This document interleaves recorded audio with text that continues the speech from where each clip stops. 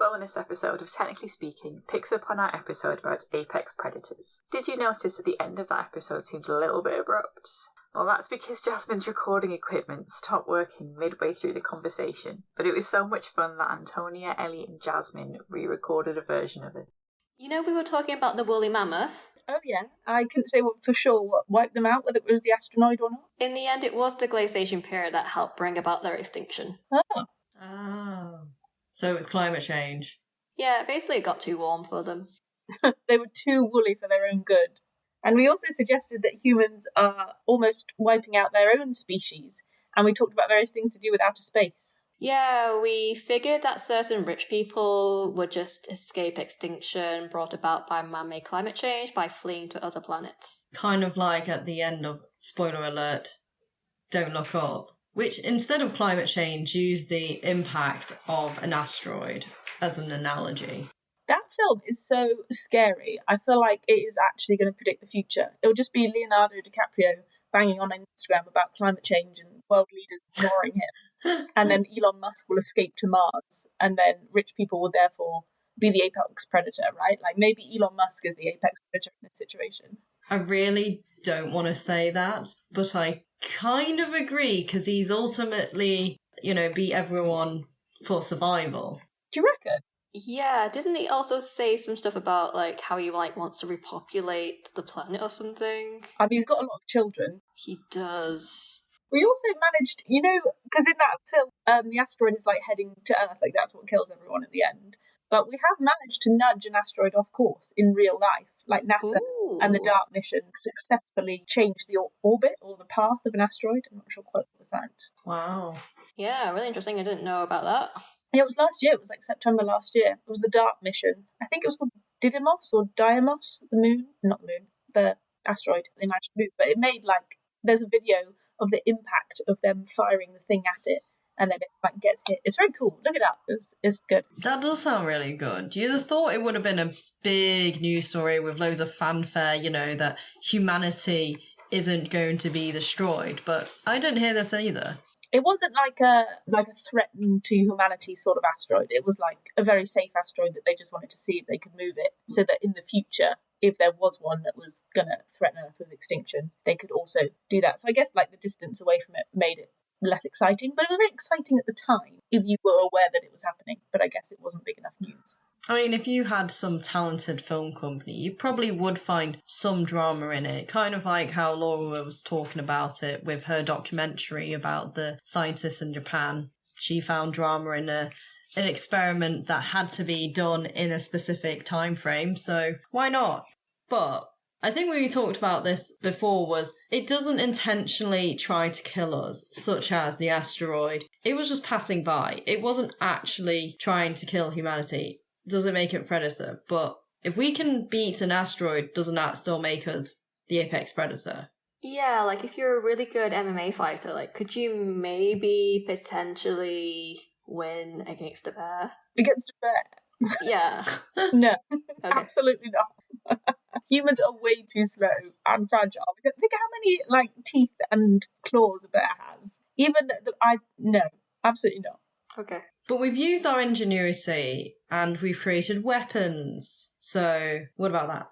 I mean, yeah, if you had a gun, fight a bear, yeah, you'd probably win if you knew what you were doing. But I mean, think how many Americans accidentally shoot themselves every year. So there's no guarantee that you would win. But yes, if you had a gun, I think you'd stand a much better chance and you knew how to use it. But if you didn't have a gun, you're not beating a bear.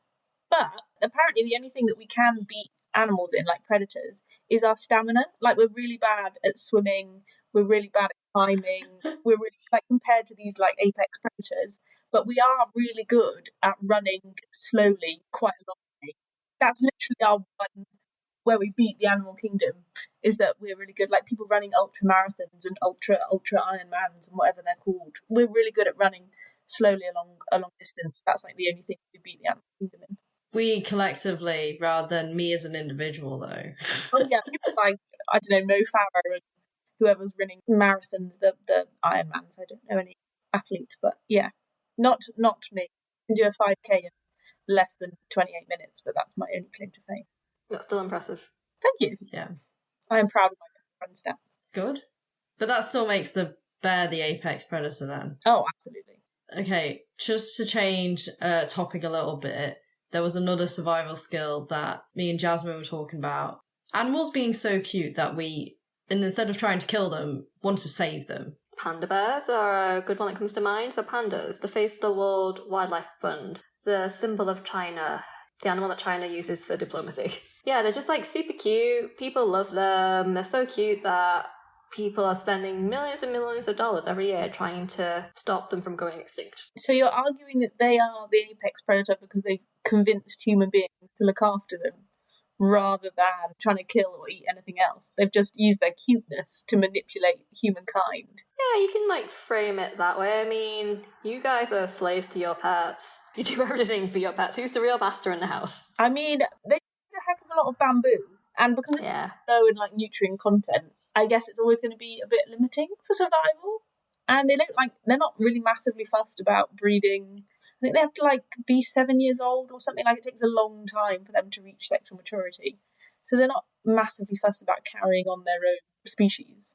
So yeah, maybe this is the way forwards. Is that a prerequisite to being an apex predator, or just a prerequisite to surviving and not going extinct? And not going extinct is an interesting one, because obviously it's people that have had this impact on pandas especially, right? So we've destroyed their habitat. It's probably a good thing that we're helping them, saving them. I don't want panda bears to go extinct, not at all.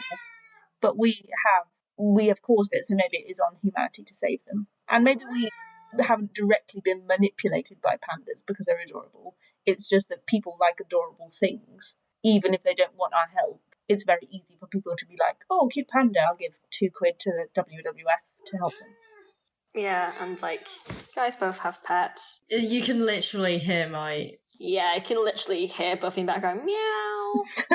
Yeah, that is her call, isn't it, to survival. Feed me. I'm absolutely a slave to my cat's barks, and she's normally the one meowing in the background of the podcast, so it's nice to hear a little Buffy voice for a change. That was pretty much where we end the episode. And where do you stand, Ellie? Are humans the apex predator? No, absolutely not. I pick animals any day. I don't think you can take the fact that we've invented guns and weapons and horrible things like that over the fact that a tiger in its habitat, or a lion, or any of the big sharks are so perfectly adapted and so brilliantly able to succeed at the top of the food chain. What about you, Jasmine? Yeah, I agree with Ellie. Like, animals are just like better at being a predator, and humans, especially modern day humans, we're just couch potatoes. So we're not winning any fights. The views expressed in this podcast belong entirely to the person that said them. They do not represent any industry or organisation. If you enjoyed listening to these views, it would really help us out if you could rate us, leave a review and tell a friend. This podcast was sponsored by no one, but if you're interested in funding us to continue to have frank discussions about science and engineering, please get in touch.